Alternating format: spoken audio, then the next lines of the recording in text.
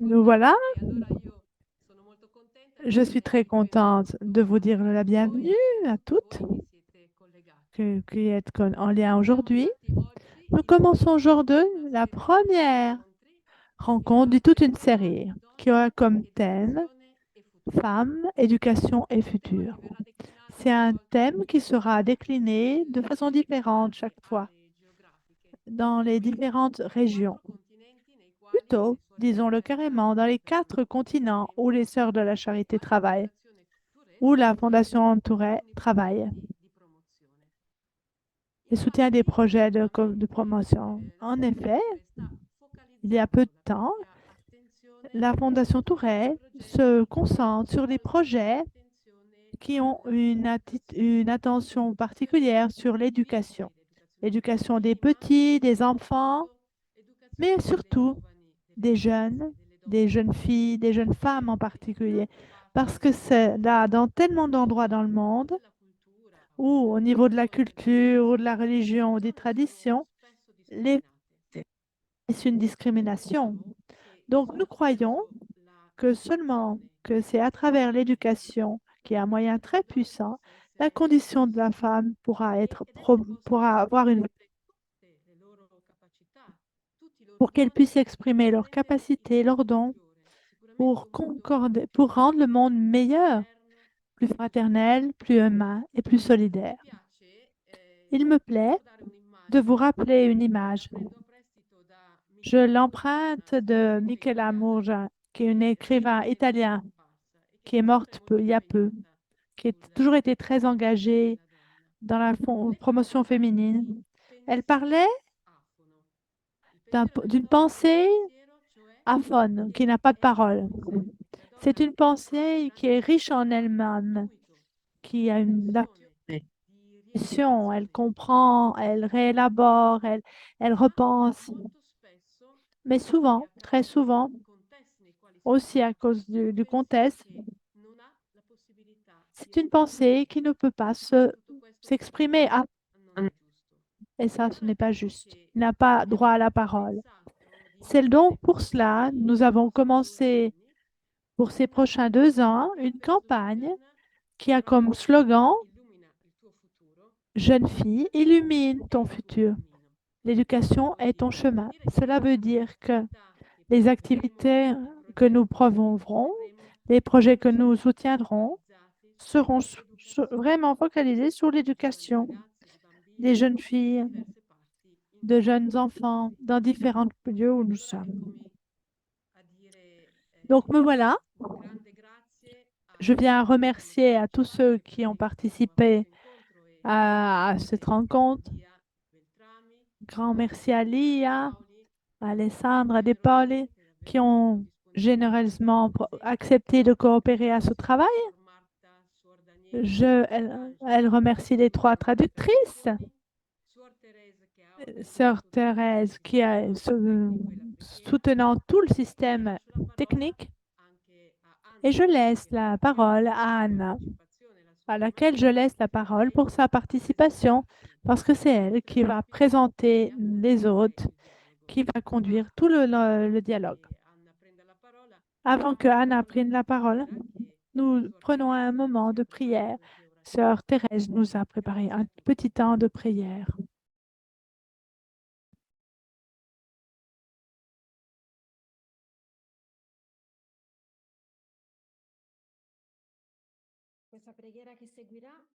La prière qui maintenant vient est inspirée par le message du pape François pour la Journée mondiale missionnaire.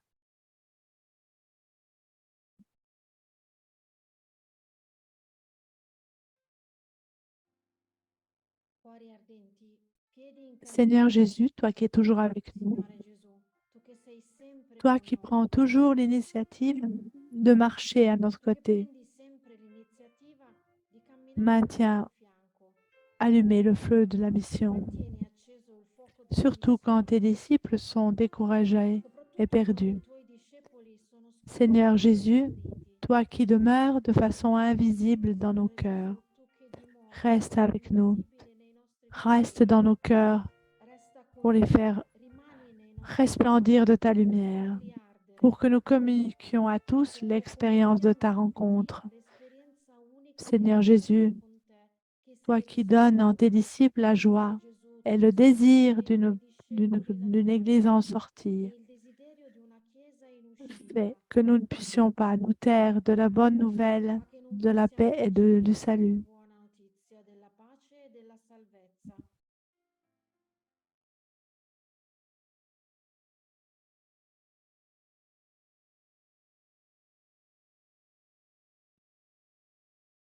Bonjour à tous et à toutes.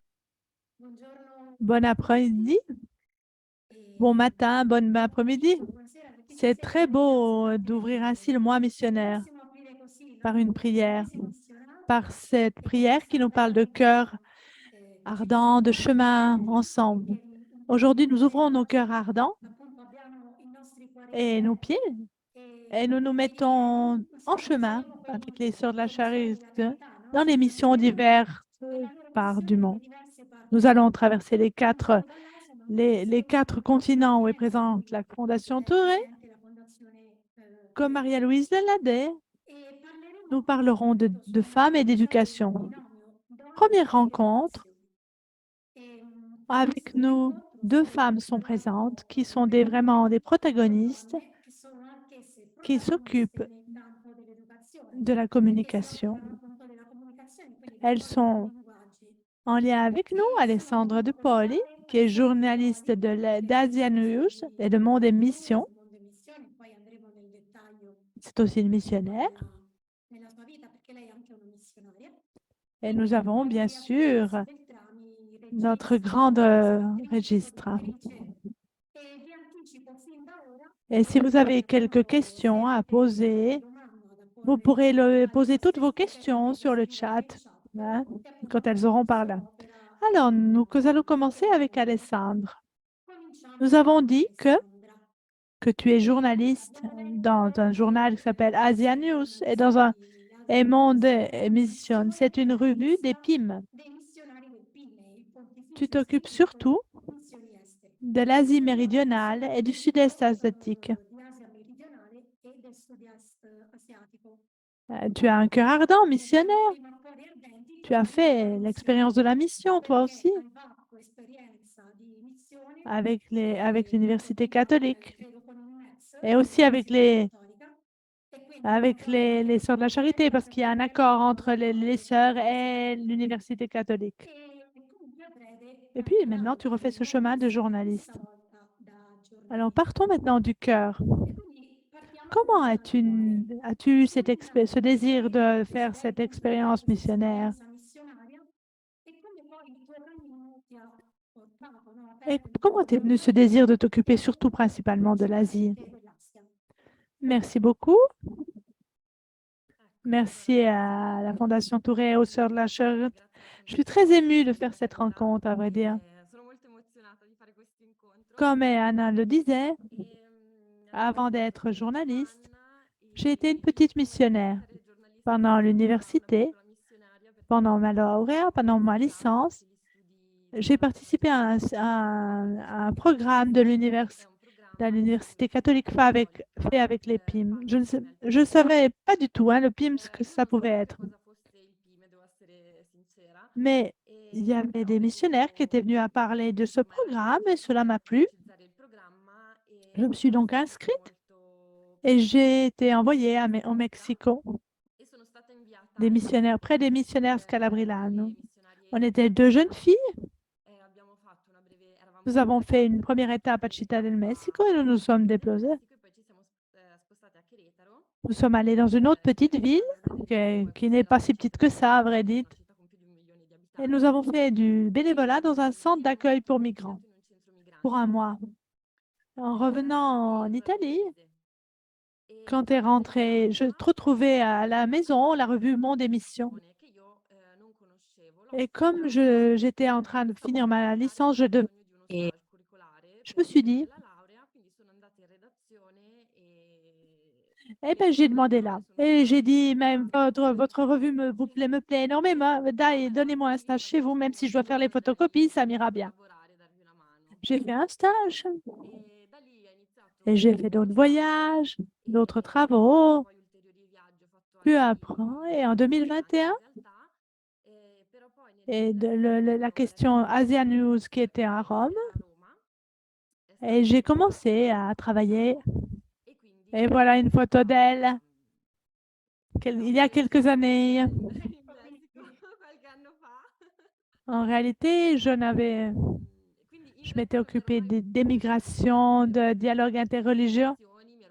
J'ai dû beaucoup étudier pour apprendre le reste. Et puis, mon parcours s'est fait de là. Ah, maintenant, je vais partir en Inde en novembre. Si tout va bien, je devrais partir en Inde en novembre. Et je vais aller visiter les missions du PIM et les missionnaires locaux.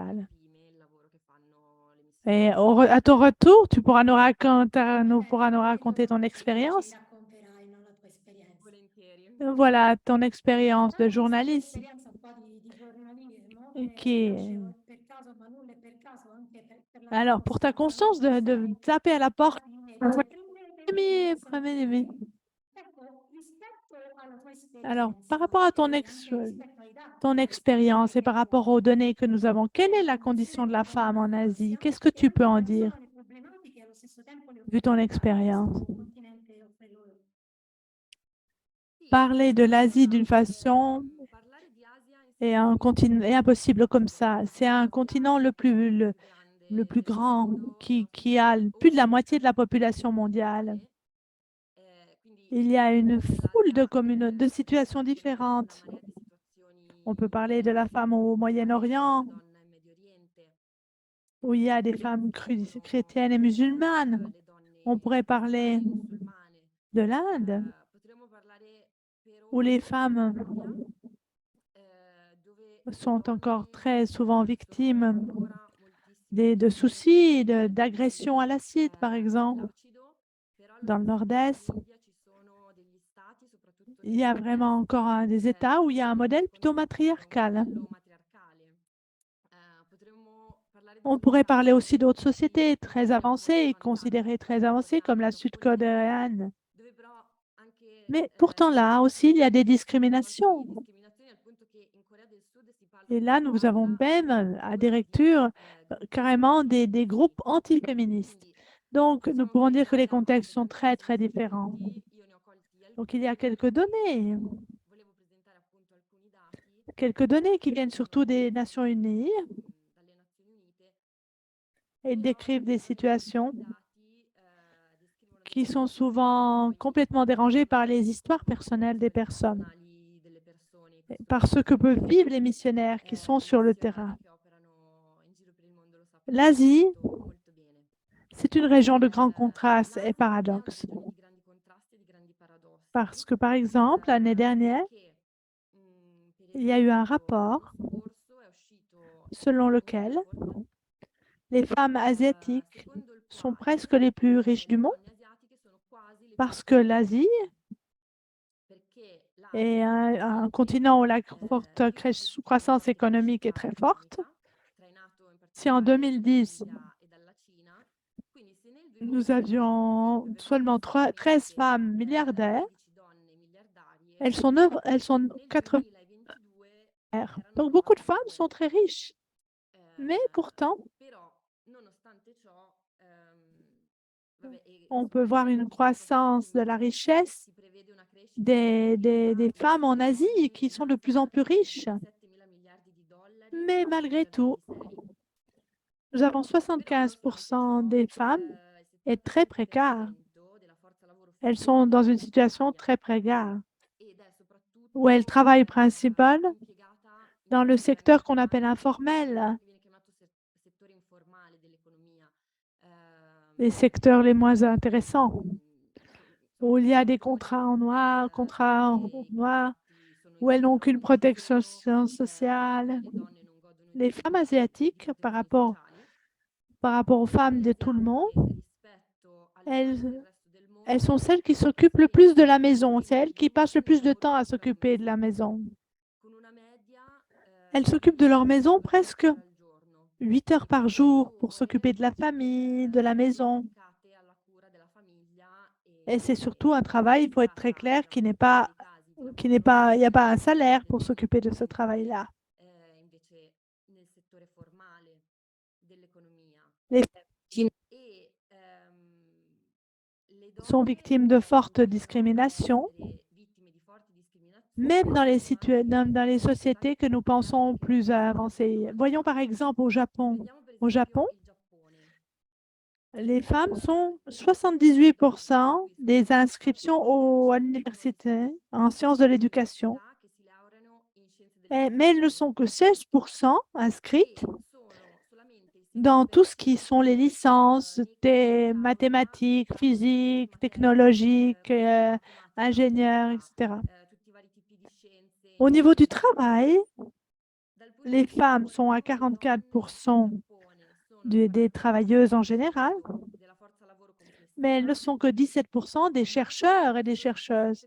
Alors donc, même dans la société très développée comme le Japon, les femmes ont souvent une place inférieure, il faut le dire carrément. Pourquoi? Parce qu'il y a un problème d'éducation. Par exemple, une étude dans les Philippines a démontré que déjà à l'âge de 10 ans, les jeunes filles perdent l'intérêt dans les sciences et dans la mathématique parce qu'elles sont considérées comme une affaire d'hommes. La pandémie a joué beaucoup sur les femmes dans le mauvais sens. 32% des femmes ont perdu le travail, contre seulement 9% des hommes. Presque la moitié des femmes de l'Asie-Pacifique ont vraiment éprouvé une grande difficulté d'avoir un travail à des horaires qui leur permettent de s'occuper de la famille. Après saharienne, les situations les plus pires au niveau de la pauvreté se trouvent en Asie centrale et en Asie méridionale. Et une chose qui est souvent pas très su, le poids des changements climatiques et passablement. Pensons aux récentes inondations au Pakistan l'été dernier. Comme les femmes sont un groupe plus vulnérable, elles portent un poids très fort à ce niveau-là, avec les phases les plus pauvres, aussi des changements climatiques. En Irak, par exemple, où il y a beaucoup de difficultés au niveau de l'eau, le 30% de la population n'a pas d'eau potable. Les femmes passent parfois 3 heures par jour pour aller recueillir de l'eau potable. Il n'y a pas d'accès à l'eau potable. En Inde, où un quart des familles rurales n'ont pas d'eau potable, et les femmes passent plus de 50 minutes par jour à aller chercher l'eau. Et les hommes, font seulement 4 minutes ce travail-là. C'est le travail des femmes. Et ne parlons pas de la violence pour les femmes. C'est une autre chose importante. Mais au niveau asiatique, c'est très différent d'un pays à l'autre. C'est à un niveau global. Une femme sur 3. Alors, en Asie, on peut dire qu'entre 15 et 64% des femmes ont subi une violence. C'est très variable, hein. Chaque heure, 5 femmes sont tuées par une personne de la famille. Le nombre le plus haut de ces assassinats, ces meurtres, et le nombre le plus élevé de ces assassinats, de ces meurtres, est fait en Asie, dans l'Asie Pacifique. Quelle importance peut avoir l'éducation de la femme, des enfants dans cette zone, dans ce contexte? On a calculé qu'une jeune fille bien instruite, pour chaque année en plus d'instruction, peut gagner presque 20% en plus de salaire. C'est niveau du salaire économique. Il y a aussi des études qui montrent que l'éducation des femmes, cela réduit la pauvreté, ça améliore la santé maternelle, ça diminue la mortalité infantile. Plus tard, les femmes prennent à étudier et cela réduit également les taux de violence contre les femmes. Si nous prenons au contraire des pays de l'Asie méridionale, et moi je m'occupe souvent du Pakistan, où les jeunes filles chrétiennes sont souvent violées, enlevées, contraintes au mariage par les personnes qui les ont enlevées. En Pakistan, on a vu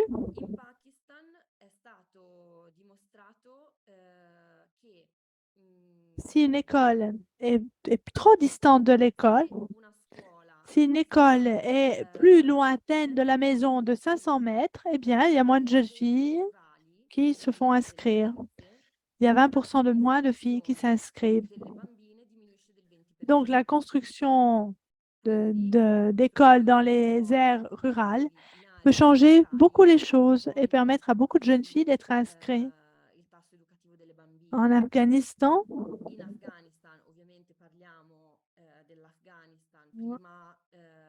Afghanistan, avant 2001, mais aussi en Indonésie et dans beaucoup d'autres pays, on a vu que la construction des écoles à un niveau local, au niveau rural, a permis à beaucoup de jeunes filles d'appartenir et d'aller à l'école.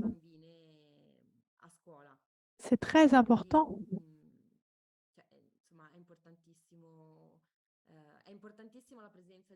C'est très important dans les aires, dans les régions les plus distantes des centres de ville. Dans les 30 dernières années, l'urbanisation a été très forte. Il y a des cités asiatiques qui sont énormes, qui deviennent presque comme des États européens. Mais il reste beaucoup de régions de campagne où les jeunes filles ne peuvent pas aller à l'école. Merci, Alessandra. Avec toi, Alessandra, insieme a te nous avons choisi avec toi vorrei de nous arrêter aussi, particolare su tre parole chiave d'approfondir poi quelques autres aspects. portarci ad approfondire alcuni aspetti, Les che par- sono appunto le parole che abbiamo Alors, scelto, migration, migrazioni, maternité pour autrui. maternità surrogata e aborto selettivo. Alors, nous La avons prima choisi di une esse image, abbiamo scelto un'immagine. première Quindi image, se possiamo partire qui est dalla relative à la prima parole immagine migration. relativa alla parola migrazione.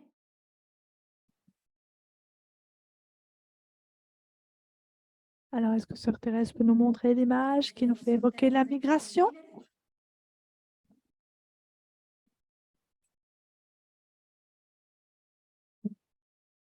La parola migrazione Alors, voilà descrive la l'image migrazione. qui Quindi montre, l'immagine qui illustre la parole si migration. chiama immagine 1.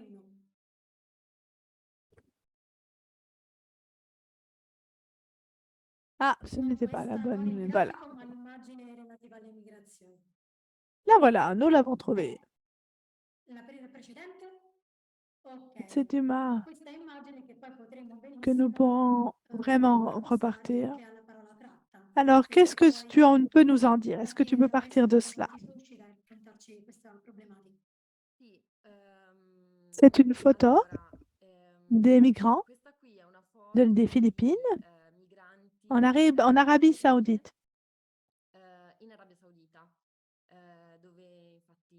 Elle porte l'habit local. Les femmes, quand on parle de migration, il y a beaucoup de femmes parmi les migrants.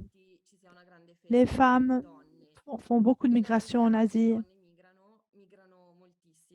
Les plus grandes communautés des migrants, les plus grandes diasporas venues de l'Asie sont celles qui sont de la Chine, de l'Inde et des Philippines ensuite. La migration asiatiques et beaucoup à l'intérieur même de l'Asie. resta all'interno dell'Asia. Les Cosa travailleurs spesso i lavoratori du sud-est asiatique ben, restent dans les pays, en Qatar, au Bahreïn, en Oman, en Arabie Saoudite, excusez-moi. Emirati Arabi Uniti. Gli Et uomini ils travaillent surtout soprattutto nel settore dans un secteur peu turistico, réglementé. Les femmes travaillent souvent auprès des maisons, dans un secteur domestique, on va dire. Là, je vous laisse une autre donnée importée qui date de 2017. Si on comptait tout ce que gagnent ces travailleuses, 124 milliards de dollars, ce serait en tout. Donc, c'est très important au niveau économique. En 2020, le total des émigrants philippins, alors ce que les Philippins les Philippins qui étaient en Arabie Saoudite envoyaient pratiquement 2 milliards de dollars chez eux. Énormément d'argent circule entre leur pays et le pays d'origine. Pour faire comprendre qu'il y a de grands flux d'argent qui circulent d'un pays à un autre pays. Avant la pandémie, il y avait 1 million de Philippins qui étaient en Arabie Saoudite.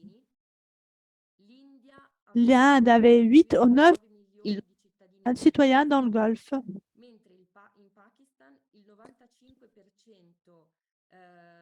Donc, il y a énormément de gens qui demandent à travailler dans ces royaumes arabes. Vous savez que le système au travers duquel les personnes émigrent s'appelle kafala.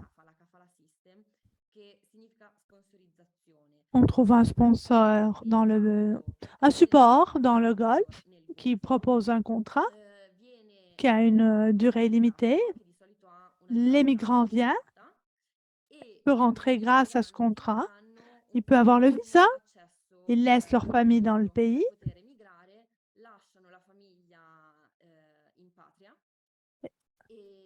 et ils espèrent retourner quand ils auront gagné un peu d'argent. Mais souvent, malheureusement, qu'est-ce qui arrive?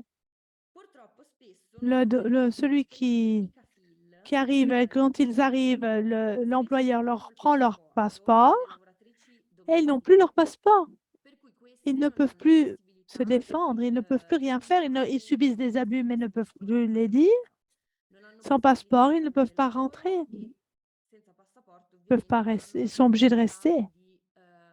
Il n'y a que l'employeur qui peut donner le travail, la permission de changer de travail. Et comme la demande de travailleuses de Golfe est énorme, les femmes qui partent,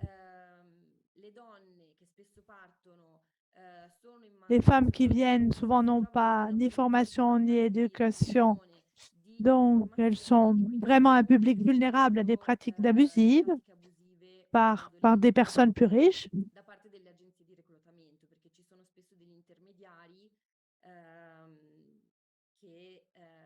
Parce que d'autres personnes, voilà, il y a des personnes qui trouvent, entre guillemets, qui font une espèce de mise en relation des familles très riches du Golfe, là, qui sont invitées à venir travailler. Et les contrats sont changés.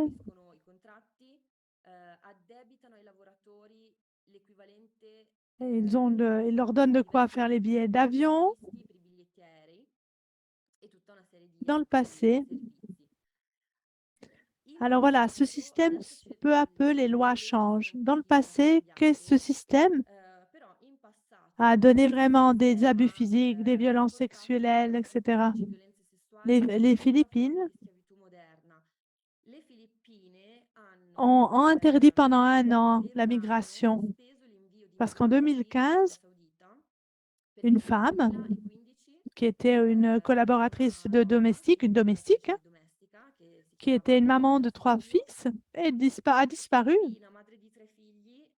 sa famille, malgré une enquête, n'a pas pu la retrouver. indagini e di lei non si è saputo più nulla. Dans l'Arabie saoudite, L'Arabia Saudita allo stesso n'avait pas tempo payé le ha salaire nominato à plus de 9000 travailleurs. lavoratori. E Dans dans les médias philippines, souvent on parle de ces abus, emergono in un secondo momento. donc la Philippine avait arrêté ces visas. Compreso l'invio di Après lavoratori. cet arrêt pendant un an, Anno les deux pays invito, è ont stato fait un bloccato accord e i due paesi pour chercher à aller contre cette traite des êtres humains contrastare la tratta di et pour faire que les droits des travailleuses soient respectés. Il y a maintenant une loi. Quindi la legge c'è, Ce non qui solo in Arabia manque, Saudita, anche negli altri c'est paesi del la Golfo, protection, surveiller, la surveillance, tout simplement. Questo vuol Sur le dire, papier, tout va bien, che sulla carta mais le en cose réalité, sembrano andare bene, però poi nessuno personne ne sa sait si ces lois sont respectées ou se le non. leggi vengano rispettate oppure no. J'ai été en Jordanie, par exemple. Ora io di recente J'ai parlé sono avec stata la in Giordania Caritas, e ho parlato con alcuni qui faisait les visites volontari dans les prisons. che facevano Et le ces visite gens in carcere. m'ont raconté qu'en Jordanie, Che le carceri giordane il y a beaucoup de travailleuses du sud-est asiatique. che vengono appunto reclutate Les con il familles metodo della très riches sponsorizzazione. qui leur Le donnent famiglie benestanti ne leur payent pas leur si salaire rifiutano di pagare loro jusqu'à que le visa per diversi soit mesi, fini. fino a che il visto che scade À un certain moment, dovrebbe scadere a le visa s'arrête.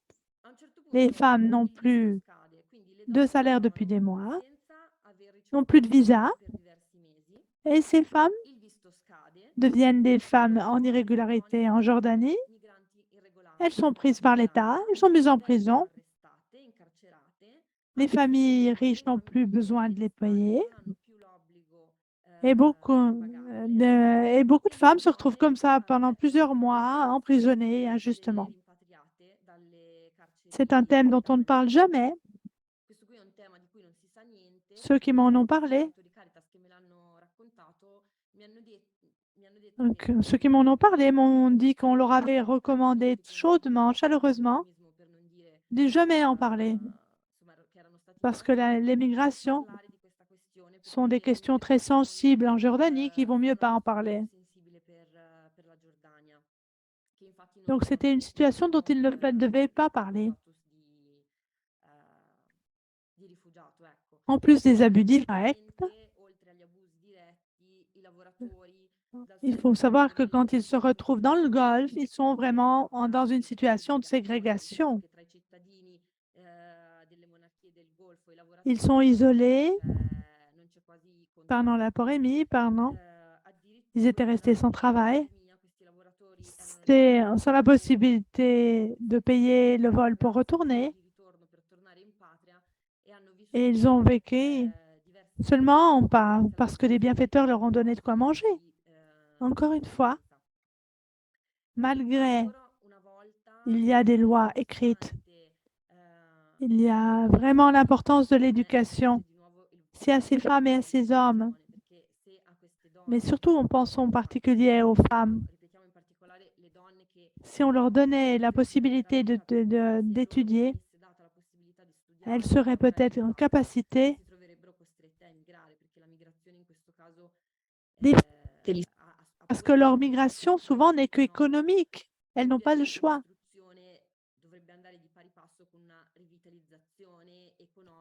C'est dû aussi à la situation économique des pays dont elles partent. Par exemple, Pakistan, Bangladesh. À certains groupes d'émigrants en base, tout va bien, et à d'autres, c'est très difficile. Quand ils rentrent dans la patrie, ils se retrouvent, certains, quand ils retournent, ils sont dans une situation qui n'est pas stable. Ils ont gagné de l'argent, ça c'est sûr. Ils ont pu aider leurs enfants à étudier, donner de nouvelles opportunités. Mais une fois qu'ils sont retournés dans leur patrie, ils se retrouvent nouveau dans une situation de difficulté économique ou de violence domestique Certaines sont même stigmatisées parce qu'elles ont vécu ce temps en dehors du pays. Beaucoup d'émigrants retournent et quand ils rentrent, leur situation n'a pas changé à long terme. Alors, nous passons à un autre thème Passiamo invece a que nous un'altra avons suivi. tematica, un'altra Alors, la questione che sta maternité pour nascendo, autrui, la che è quella maternité della maternità surrogata. Anche qui derrière une sappiamo image, il y a une histoire dietro un'immagine come et nous sempre allons c'è una raconter cette storia. histoire. Ici, Puoi raccontarcela. cette photo, c'est une femme cambodgienne avec un enfant qu'elle a porté dans son sein. Le père est inconnu. Le père était un donateur de sperme étranger et l'enfant aurait dû partir dans une famille chinoise. C'était un papa chinois. Il y a eu une enquête d'une association qui a vu les histoires de ces femmes cambodgiennes qui ont eu cette situation. La situation d'y avoir été des mères porteuses et d'avoir été contraintes d'éduquer des enfants qu'elles ne pensaient pas devoir garder. Elles avaient été payées pour avancer, pour porter la maternité. Puis en 2018, l'autorité cambodgienne ont empêché à ces femmes de donner leurs enfants, ont arrêté les familles qui étaient en majorité chinoises, qui avaient embauché ces mères porteuses, et les femmes n'ont pas pu laisser leurs enfants. Elles ont dû faire grandir leurs enfants, même sans connaître le père, sans avoir choisi. Elles avaient d'autres enfants. Et beaucoup se retrouvaient dans une situation de pauvreté. Le New York Times raconte différentes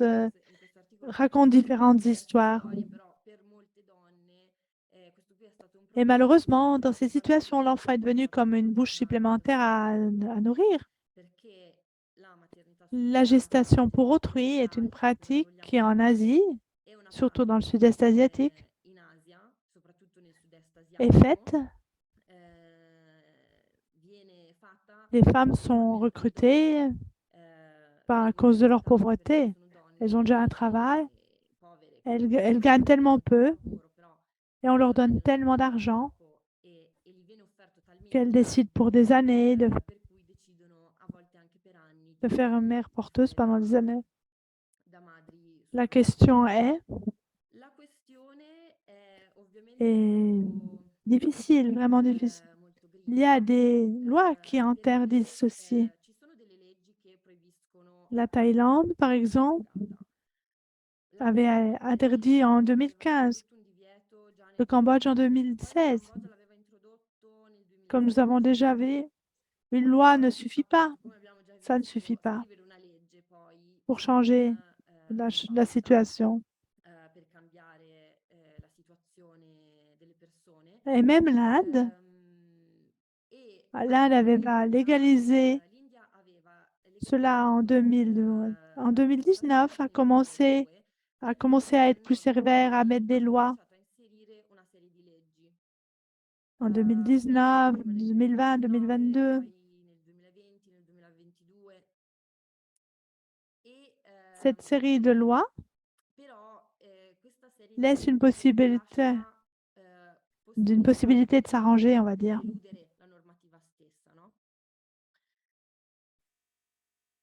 Les femmes se retrouvent à subir différents abus, là encore. Qui soutient cette pratique aide des personnes qui ne peuvent pas avoir leur famille. Comme ce phénomène se lie à la pauvreté, Est-ce qu'on peut considérer que porter un enfant pour autrui est un choix libre quand on n'a aucun moyen? Pas sûr. Pour être vraiment terre à terre, hein. Le problème dans le sud-est asiatique, entre Laos, Thaïlande et le Myanmar, qui est appelé le Triangle d'Or, où il y a beaucoup de trafic illicite qui existe, illégaux, de stupéfiants, d'organes, traite d'êtres humains. C'est très facile, même s'il existe des lois, d'acheter un nouveau-né. Ce n'est pas du tout impossible en termes brutal. Pour vous faire certains exemples, une femme thaïlandaise sont payées 13 000 euros, 13 000 dollars, pardon. En Laos, un couple qui s'adresse à une clinique au Laos paye plus de 50 000 dollars. Dans ces 50 000 dollars, aux femmes du Laos, il y a seulement 8 000 dollars pour une femme du Laos. Mais c'est 72 fois le salaire minimum pour une année. Imaginez, 72 fois. Alors imaginez risques sanitaires, la pauvreté, le fait d'avoir plus de grossesse, d'avoir des enfants prématurés. La série de lois qui a été prise en 2015 et 2016 ont été prises après des scandales. Par exemple, en scandale en Thaïlande, une couple en Thaïlande avait refusé de prendre un enfant parce qu'il était atteint d'un handicap. Alors les pays ont essayé de refaire des lois pour, disons, avoir une image plus belle aux yeux des autres pays. Mais l'image ne change pas le problème. Quand on sait bien ce que sont payées les femmes, mais il y a bien des données qui nous échappent. Troisième image. La terza immagine invece Alors, avortement ci parlava sélectif. aborto selettivo.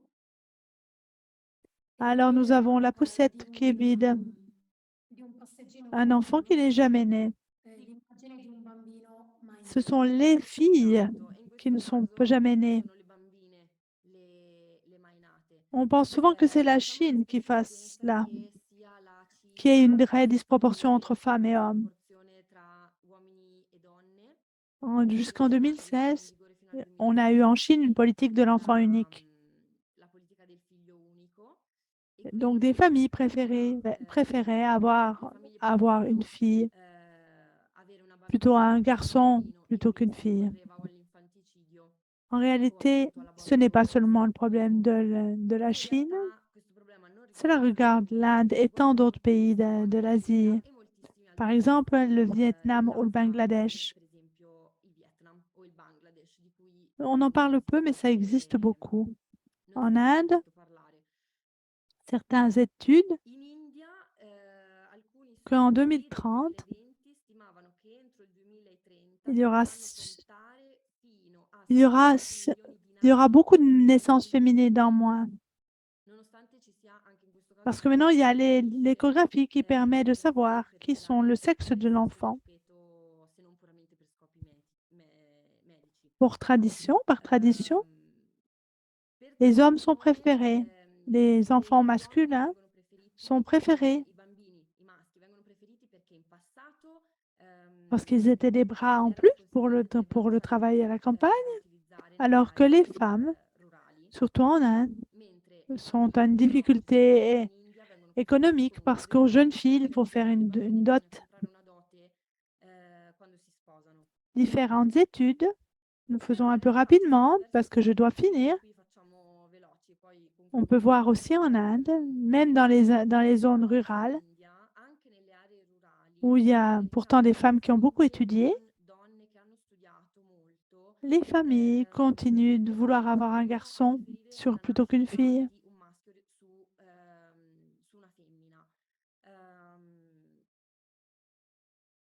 Donc, c'est des données des gouvernements. Nous allons monter les graphiques. Mostriamo il grafico. C'est peut-être pas très facile à comprendre ces graphiques, mais il faut comprendre que même les femmes qui ont une certaine éducation préfèrent avoir des garçons que des filles. Le taux de fertilité en Inde descend. Avant, elles avaient 6 enfants. Elles ont 1 ou 2 enfants, donc elles ont beaucoup moins d'enfants. Et il y a pourtant une disproportion entre garçons et filles. Les femmes s'arrêtent. Si elles ont eu un garçon, ne veulent plus tomber enceintes. Mais les femmes, si elles ont eu une fille, même dans les contextes urbains, ont eu des filles, elles continuent d'avoir des enfants pour avoir un garçon, parce qu'elles espèrent avoir un garçon.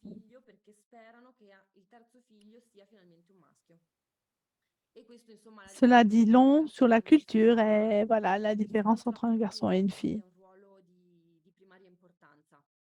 On n'a pas le temps de voir les autres graphiques, on est obligé de s'arrêter là, mais voilà. Je te demanderai, plus que voir les autres graphiques, dans tout ce parcours que nous avons fait, quel est le défi le plus important pour qui s'occupe de l'éducation? Nous avons vu. S'il y a des questions, je suis disponible pour répondre aux questions. Malgré certains des progrès, le défi et un défi pour l'éducation, valoriser le rôle de la femme dans la société. Si elle est décuplée, elle porte un bienfait non seulement à sa famille, mais à toute la société. Mais faire comprendre, peu importe qu'elle apporte des bénéfices ou non au niveau économique, c'est un être humain de dignité, qui mérite la dignité comme l'homme. L'Asie, je la trouve fascinante. Elle est en croissance économique. Elle a fait des progrès économiques énormes que nous n'avons pas vus en Occident. Et pourtant, ces paradoxes subsistent. En dehors, il ne suffit pas d'avancer au niveau technologique et au niveau économique. Il faut avancer au niveau également dans ce niveau de culture et d'éducation. Alors, voilà. Alors, nous verrons si nous avons le temps d'approfondir avec quelques questions.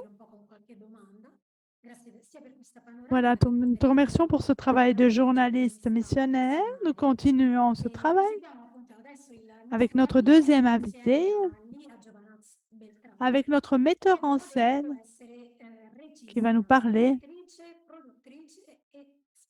Elle parle des droits humains. Elle a eu un prix à Venise pour son travail pour le droit humain.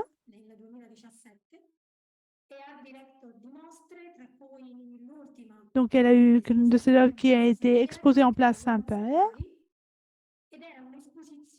qui a été vraiment très... Cette exposition sur les femmes parlait de la capacité de résistance des femmes dans différents pays.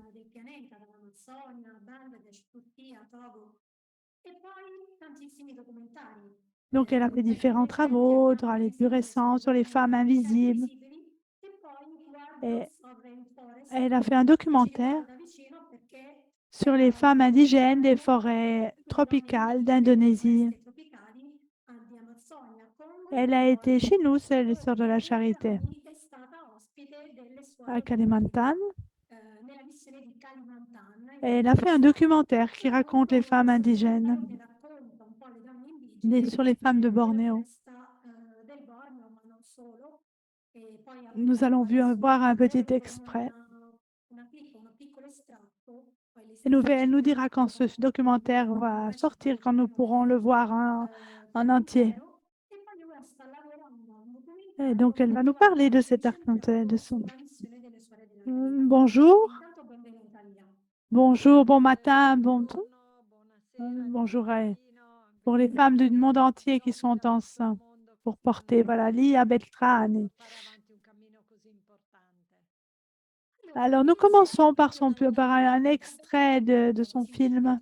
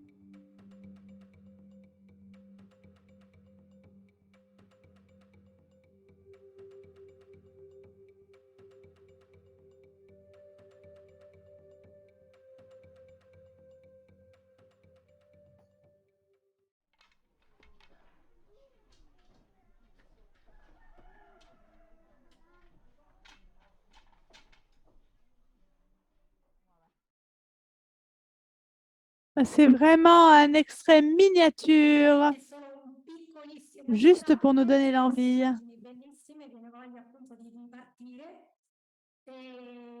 Qu'est-ce qui t'a emmené? Qu'est-ce qui t'a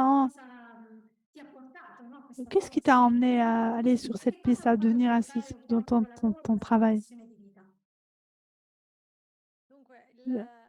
Essayer de raconter l'espérance, de faire lumière sur l'histoire, sur les histoires plus cachées, fortes. Ça a été le fil conducteur de ces années de travail. J'avais étudié à New York, dans le monde du cinéma, et j'ai compris que j'étais attirée davantage par la réalité. J'ai commencé à aller en Éthiopie il y a 30 ans maintenant, avec mon mari, puis toute la famille. C'est devenu un vrai parcours de famille, de faire le tour du monde pour des histoires d'espérance. Dans 99% du cas, ces histoires d'espérance touchent des travails de sœurs, de religieux, de personnes de foi dans différents camps. Ça fait partie de l'histoire. Tu as voyé tant, tu as connu beaucoup de femmes. Tu peux nous raconter quelque chose qui t'a beaucoup frappé quand tu as rencontré des femmes, une histoire qui t'a particulièrement plu, touchée pour les femmes. Dans ce moment, les dernières nouvelles qui m'arrivent de Palestine, Israël, depuis 14 ans, avec des femmes leaders de 8 religions, j'ai eu un groupe qui s'appelle Femmes de foi pour la paix. Et maintenant, cette nouvelle guerre qui vient d'éclater aujourd'hui nous appelle en première ligne. L'expérience de ce groupe qui s'est diffusé comme un mouvement d'inspiration dans différents moments. La femme est génératrice de vie. De toutes les façons, quelle que soit l'interprétation de sa vie, si nous voulons avancer dans le travail du dialogue, nous devons éduquer, former des jeunes femmes, des femmes qui soient des leaders, des chefs dans les différentes communautés pour qu'après, elles puissent transmettre la vie et pas la mort. Dans les situations comme celle d'aujourd'hui nous mettent en crise, c'est là que nous devons aller agir travers la foi, la prière, le dialogue, la recherche de mettre des ponts ouverts. Ça, c'est ce pont extraordinaire. En Asie, j'ai pu faire beaucoup de documents dans le Triangle d'Or. Par exemple, sur la traite des filles en Birmanie, au Sri Lanka, au Japon, en Iran, en Jordanie, encore sur la traite. L'Asie est un continent où je vais souvent, que je suis souvent engagée. L'histoire de Bharati m'a beaucoup touchée. Une jeune fille de Calcutta dans un documentaire qui s'appelle L'explosion d'un champ. C'est une fille qui vient d'une vie d'abus. Elle arrive à en sortir grâce à des abus, grâce à des aides, pardon, excusez-moi, de cet angle vide. Elle arrive à se former, à faire un rond, réaliser un rêve. Et malheureusement,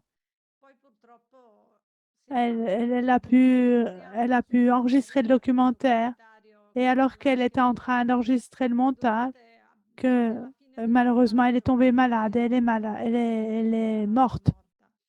Et cela m'a mis en crise. Mon travail de raconter. Quel travail a-t-il? Et une sœur m'a dit, regarde, Elia, si tu n'avais pas raconté son histoire, son histoire se serait arrêtée ici. Et le documentaire qui a beaucoup tourné, il a pris 60 prix dans différents festivals internationaux. Et son histoire a été à écouter. Attendez. Notre engagement à travers les femmes, à travers leurs histoires, est de tenir allumée cette flamme d'espérance. Alors, qu'est-ce que tu portes dans ton chevaux? C'est pas un hasard. C'est un cadeau que tu as reçu dans la mission de Kalimantan. Où sont les sœurs de la Charité? Tu as vécu avec elles des célébrations.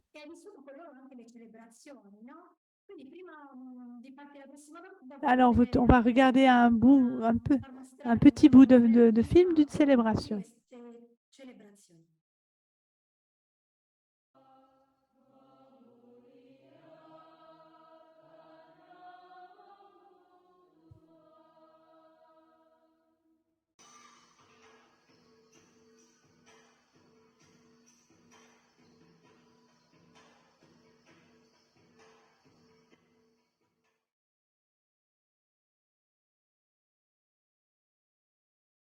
Nous sommes à Kalimantan, chez les sœurs.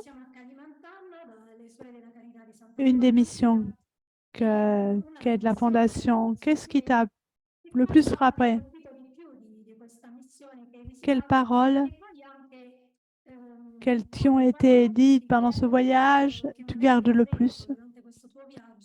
La rencontre avec la mission des sœurs de Charité a été très, très, très belle. Parce que tout le monde est allé ensemble.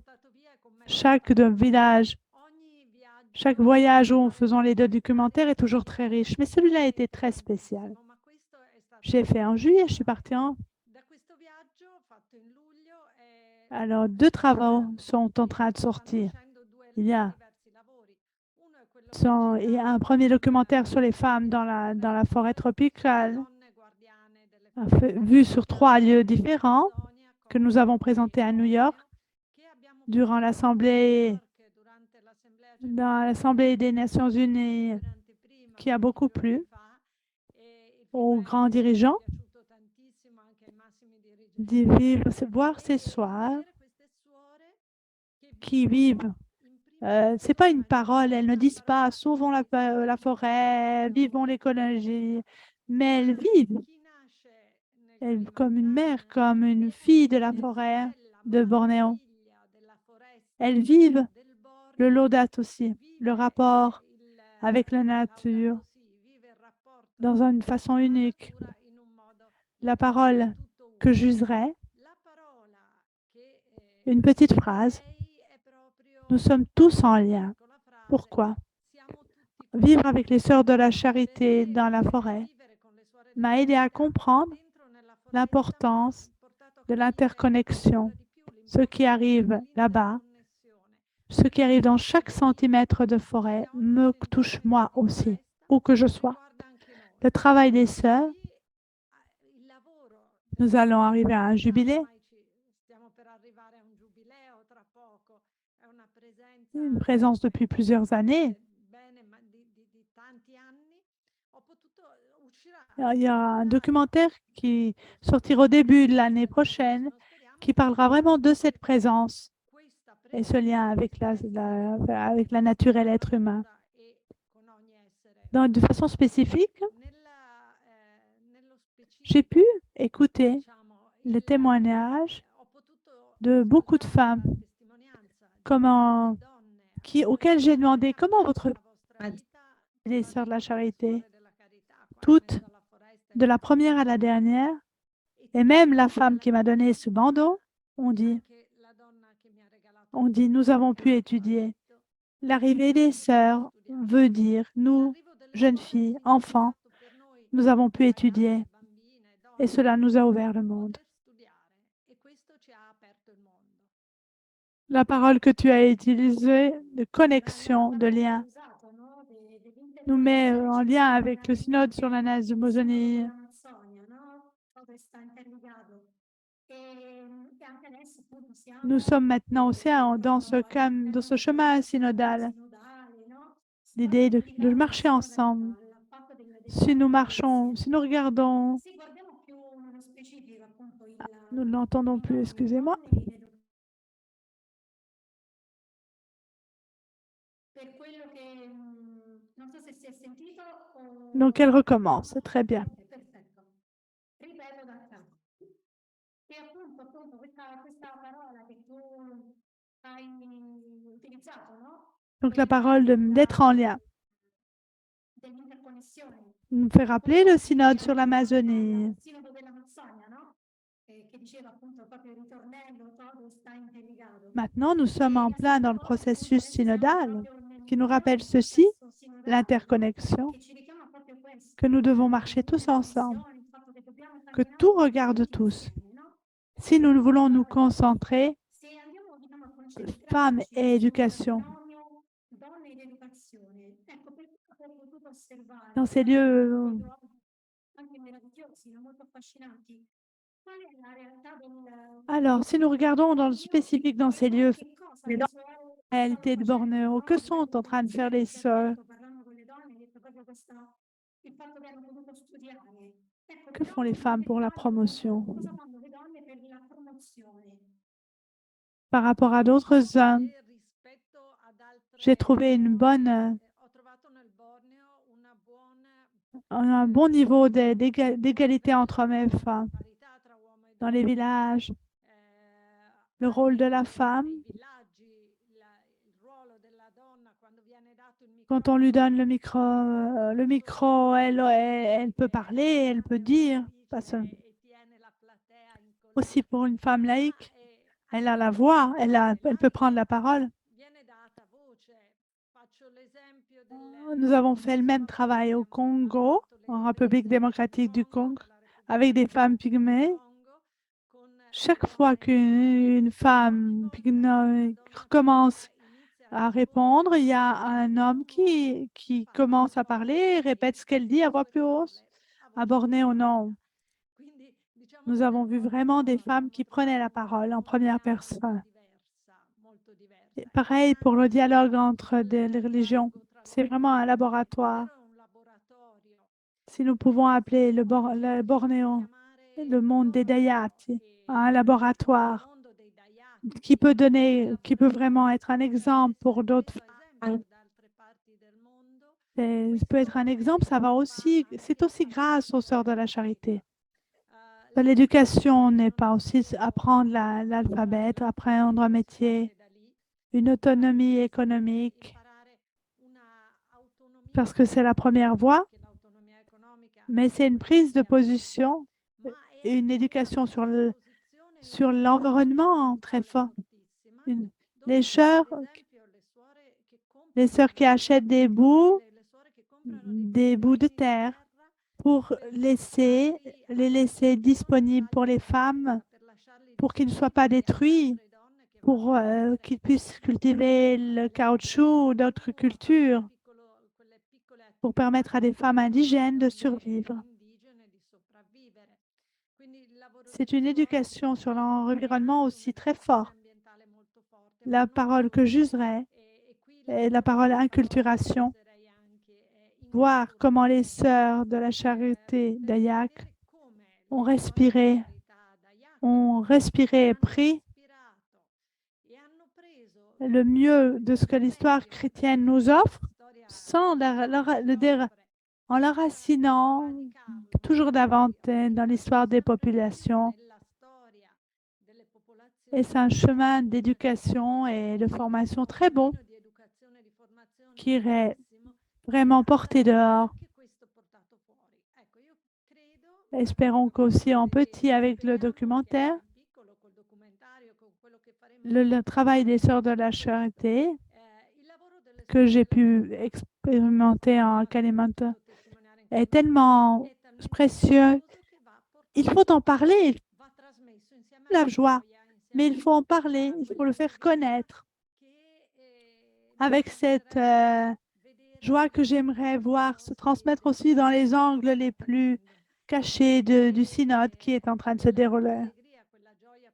Cette joie qui fait partie de l'éducation du chemin. Il faut aussi éduquer au sourire. Et les sœurs de la charité peuvent le faire. Vous avez beaucoup à exporter. C'est là que nous devons commencer à travailler le plus. Avant la prochaine question, une chose que nous a envoyée, que de la mission des sœurs de la charité à Kalimantan. Voilà, le travail avec les jeunes, à partir des plus petits.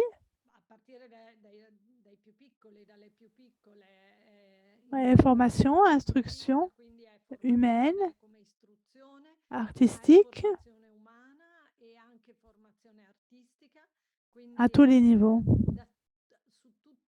Les photos te transmettent la réalité.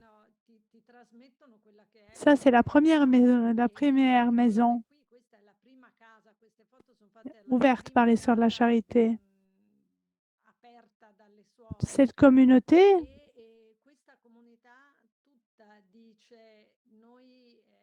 c'est une communauté qui a ses problèmes.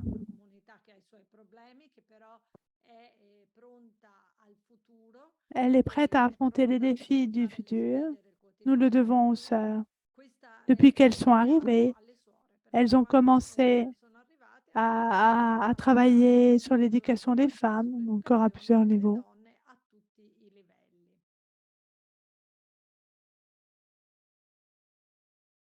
Retournons.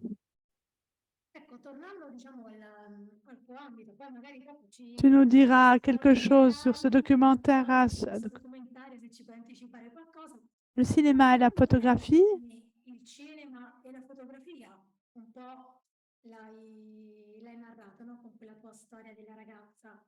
C'est ton instrument, est un instrument d'éducation sociale. Comment pouvons-nous investir pour le futur là? Nous sommes dans la société de l'image. C'est le premier langage, l'image est le premier langage. C'est très important pour communiquer, pour éduquer ce langage qui peut agir négativement. Regardons aussi la photographie, pas seulement comme un concours ou une exposition, mais la photographie de tous les jours, mais éduquer les personnes dans la propre communauté à utiliser un usage correct de la photographie. Il y a des dangers. Et je dirais combien peut donner et transmettre une photographie bien faite. Petite insertion à New York. Nous avons pu porter à une inauguration à New York pour un nouveau centre.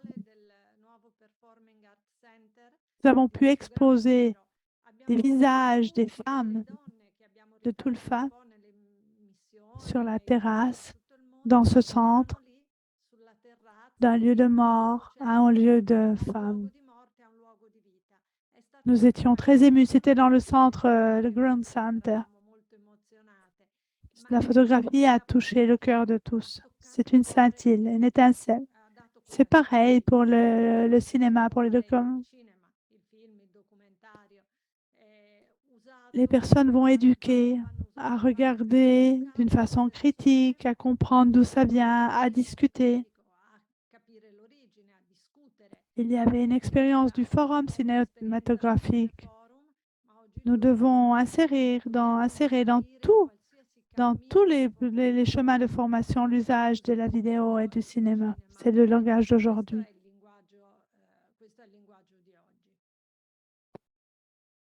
Nous avons encore des temps s'il y a des questions.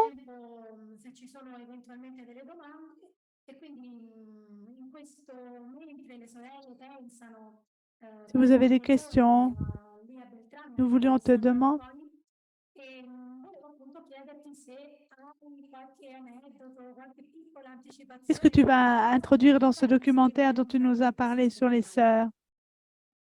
Nous avons tourné, nous avons eu tellement de matériel. Nous devons encore réfléchir sur ce que nous voudrions apporter comme message final. Parce que c'est toujours un travail de groupe, un parcours.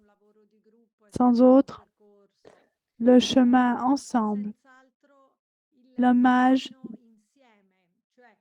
Quand nous sommes arrivés dans le village avec Sœur Siwi, nous avons été accueillis par la communauté.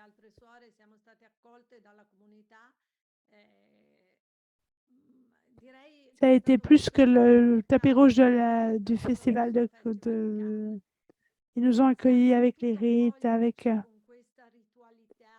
un accueil incroyable. Nous le raconterons dans le document.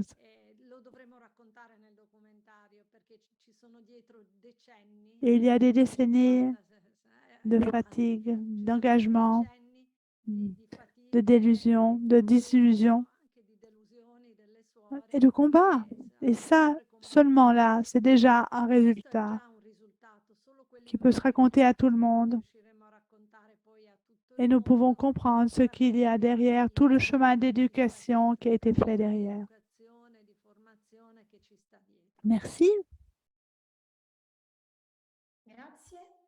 Est-ce que vous avez pensé, est-ce que vous avez eu quelques questions? Quelques questions, les sœurs Maria-Louise, sœur Thérèse?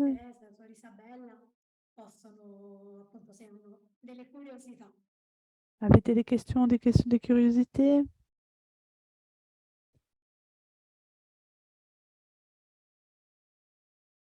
Alors que je parlais, j'aimerais ajouter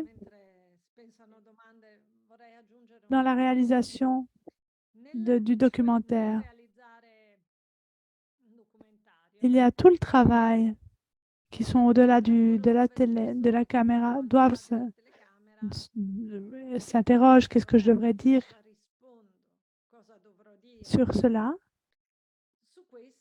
Les sœurs de la charité, comme toutes les sœurs, ne vont pas devant la caméra. Ils disent non, je ne dois pas me mettre devant. Il y avait un frère capucin qui avait le micro qui parlait et il priait parce il se sentait pas bien. Se mettre en première phase, c'est un service. il faut un autre type d'éducation et de formation, de se mettre devant une caméra au service, de façon sereine, sans préoccupation. C'est pas se mettre en avant. Nous avons besoin de sœurs qui racontent, pas qu'elles se racontent elles-mêmes pour se mettre un peu. Témoigner, pour témoigner. Dire Jésus qui dit, voilà, j'y suis là. Eccomi, ci sono oggi. Il Vangelo partirebbe tutto per immagini, partirebbe tutto per video. Cioè la buona novella va raccontata anche così. Quindi anche Insérer dans les parcours de come stare comment parler, insérer dans les parcours de formation, comment parler, apprendre tout simplement. J'ai fait des rencontres de formation avec des sœurs en Afrique.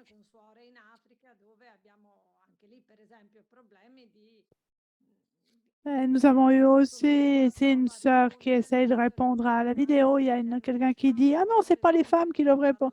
C'est un chemin que doit faire toute l'école.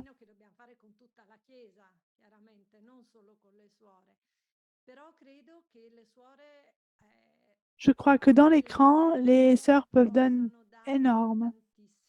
Nous devons le remplir avec ces contenus.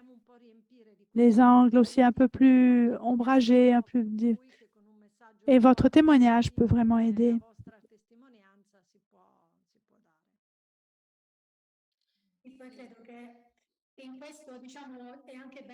Il y a des braves personnes qui veulent le bien. Il y a aussi d'autres journalistes qui malheureusement se servent de la naïveté, donner des rumeurs. Alors c'est important de savoir quoi dire et quoi ne pas dire. C'est important aussi. Aujourd'hui, nous devons rejoindre les jeunes. Il faut passer par les images. Nous sommes sur Facebook. Il peut y avoir quelques jeunes. Il pourrait y avoir un jeune qui aurait envie de partir au Kalimantan.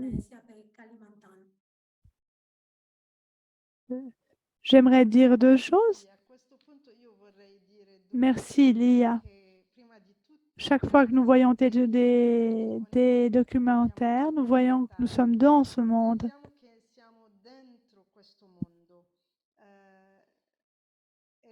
Nous vivons quelque chose d'autre. Ces documentaires nous aident à vivre une expérience de vie. Ça nous fait penser au message du pape de 2021.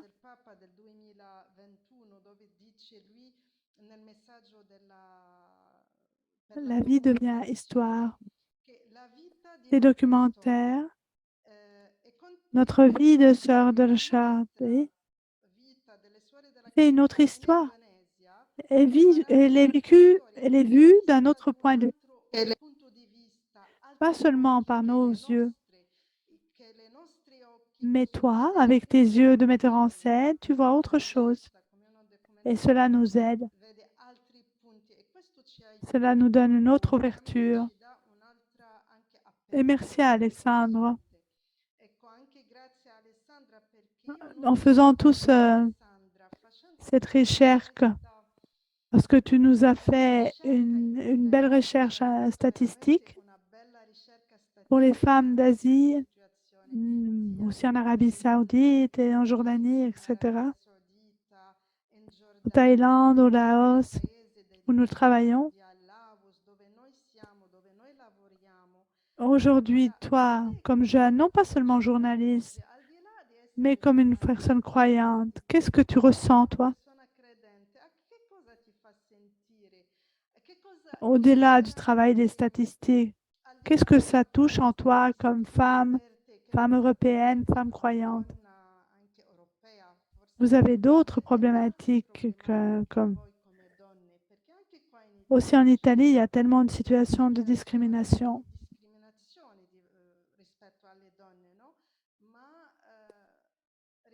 Qu'est-ce que tu as dans ton cœur ici?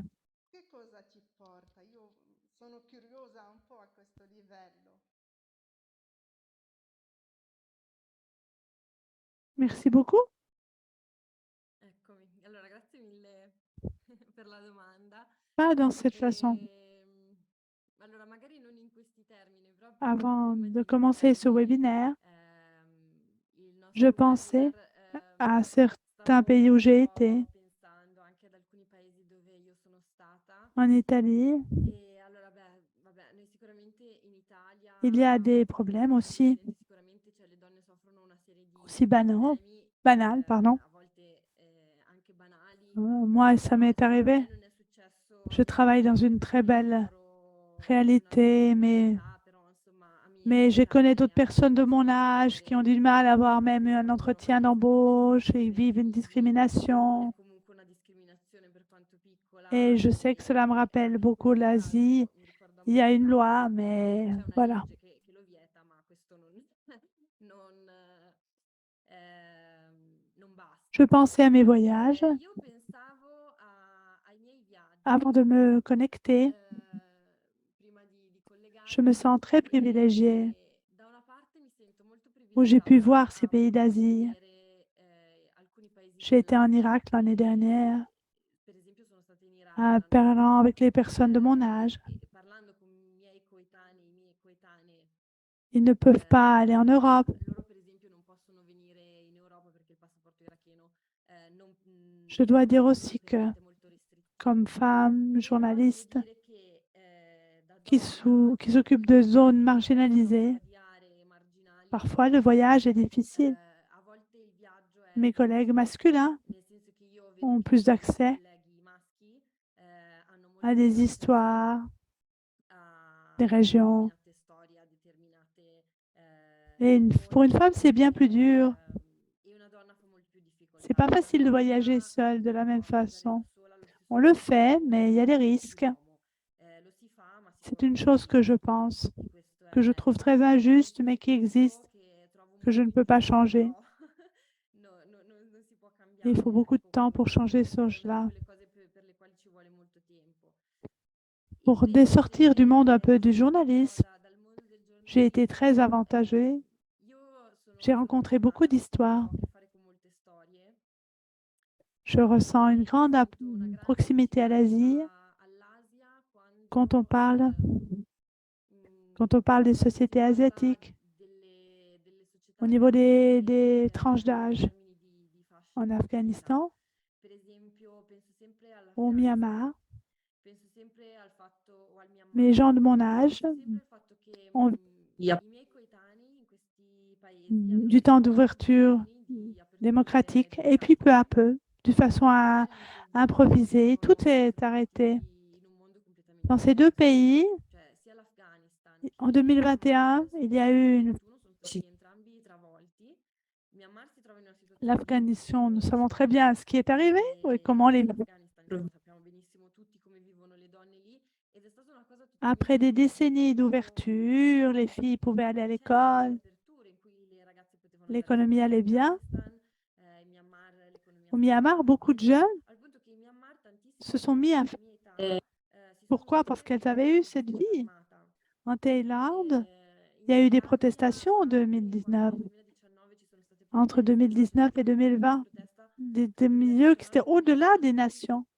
transnazionali, Hong Kong, che en Asie, vengono alla c'est Thailandia toujours les jeunes en première ligne. e i giovani sono sempre Les impegnati jeunes in de mon queste âge me azioni. racontent Quindi cette... queste storie, quando io Je me sens très sento queste chanceux storie, mi parce sento que j'ai molto vécu en Europe dans ce fortunata per contexte essere nata, cresciuta et in je questo sens aussi une contesto. grande E dall'altra proximité sento però una forte vicinanza perché sento che molte parce que beaucoup de rivendicazioni revendications des sono pays appunto transnationaux. transnazionali e Les riguardano jeunes femmes, proprio le giovani donne les discriminations, il y en a sono qui, partout. ecco, perché appunto abbiamo detto di Chacune les discriminazioni ce ne combat sono de sa façon.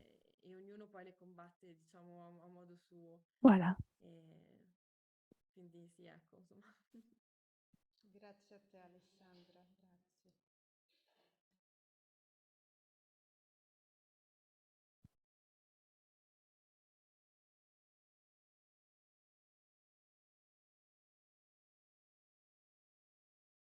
Allora, Les sœurs de la charité dovranno n'aiment pas être devant stare la... davanti alla telecamera per fare una Alors, sœur Maria Louisa veut dire Ok, quelque c'è chose? Sor Maria Luisa che Veut dire aussi parla. son... Sì, io Merci à Alessandra pour tout son travail, qui nous a donné un regard vraiment profond sur la réalité.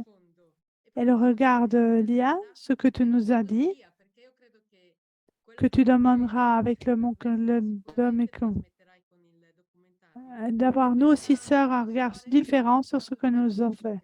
C'est difficile de le raconter, d'être devant la caméra. C'est aussi difficile de le comprendre, nous le vivons. Et il faut aussi avoir le temps de nous arrêter pour le regarder, pour voir le regard de qui le voit aussi pour peu de jours. Le temps que tu as vécu était très bref, mais il semble que tu as été là pendant un temps très long. Je te dis aussi, parce que tu as parlé du regard de qui regarde les visages que j'ai vécus, les personnes que j'ai vues dans les très grands dirigeants des Nations Unies, les représentants de différentes religions, des gens qui souvent ont une idée un peu négative de l'Église catholique, qui entendaient les paroles d'une sœur, qui parle de son père, de la parole de la personne du père dans la religion traditionnelle. Ils étaient, mais nous avions entendu. Nous avions entendu une sœur parler non pas de la religion catholique, mais de sa propre religion d'origine. C'est pour compléter ce que tu dis. Regardons un peu comment les autres voient aussi notre travail. En ouvrant les yeux aussi comme ça, avec les yeux surpris aussi, nous, en t'entendant parler de ça. Et nous verrons avec joie ce que tu as fait. Une question pour Alessandra, en vous écoutant, des récits très respectueux de réalités aussi douloureuses. Comment tu mets ensemble ton regard sur l'Asie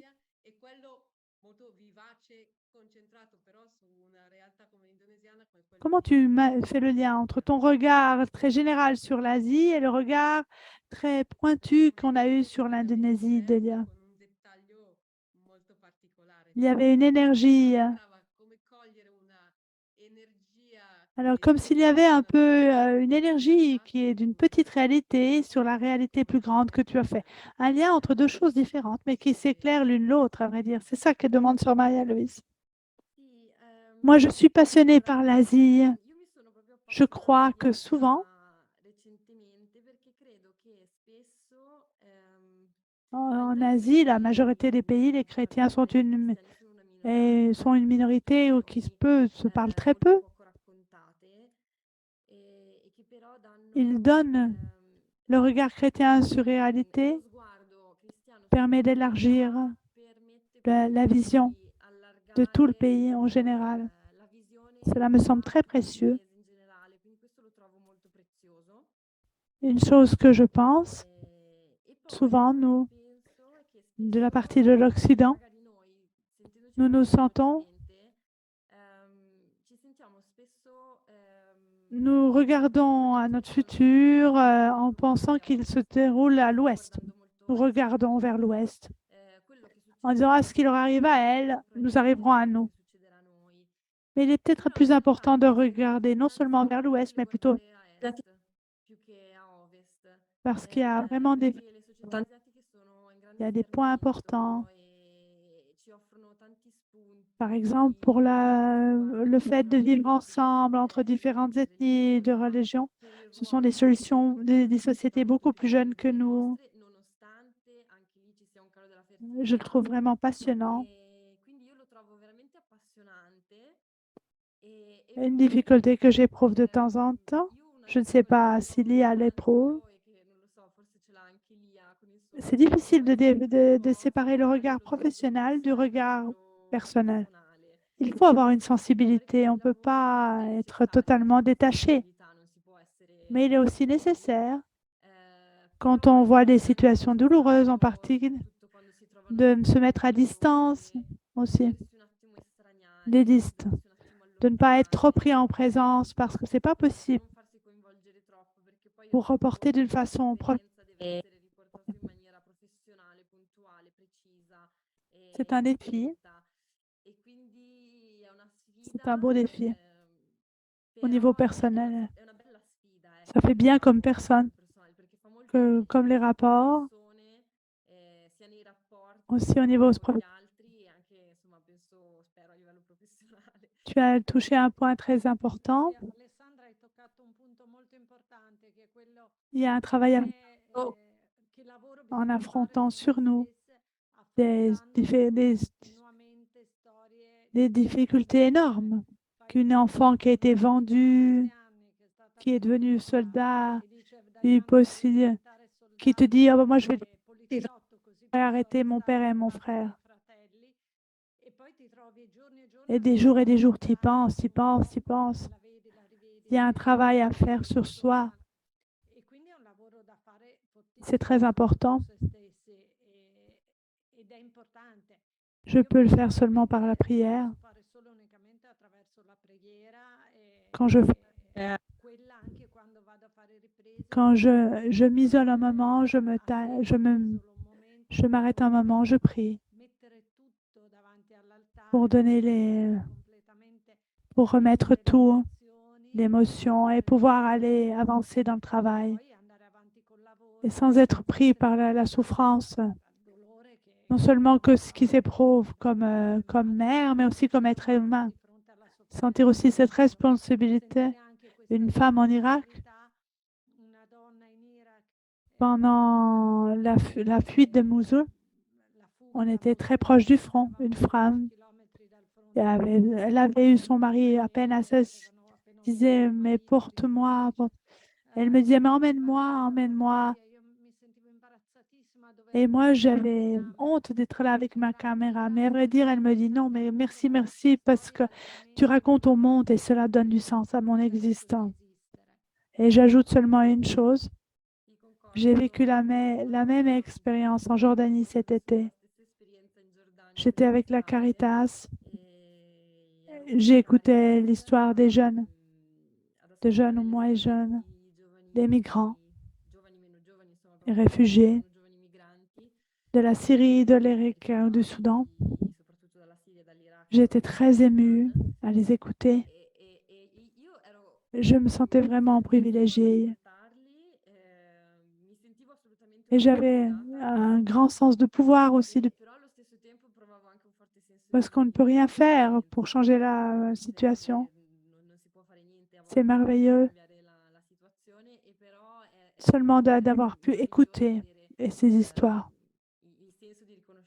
C'est important de pouvoir continuer à le faire.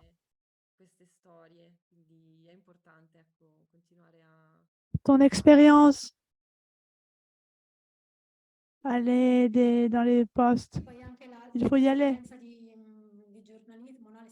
Ton journalisme, tu peux le faire aussi depuis ta maison, mais comme le disait le pape François aussi, c'est important d'aller dès les lieux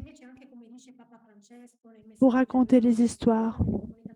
Ça n'aurait pas le même impact. Et cela te change aussi de toi-même profondément. Cet été, j'ai été en Brésil. J'ai parlé avant d'être allée en Amazonie, mais maintenant, c'est tout autre chose, bien sûr. Nous sommes privilégiés. C'est vraiment la voie que le journalisme doit prendre.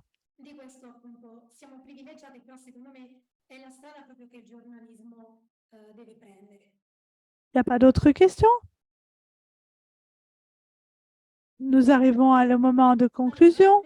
Je vous remercie pour votre d'avoir été avec nous. Nos speakers, nos deux astreintes, Anna et Alessandro. Nous remercions avec la Fondation Touret. Et nous vous donnons un nouveau rendez-vous au mois de décembre pour continuer ce chemin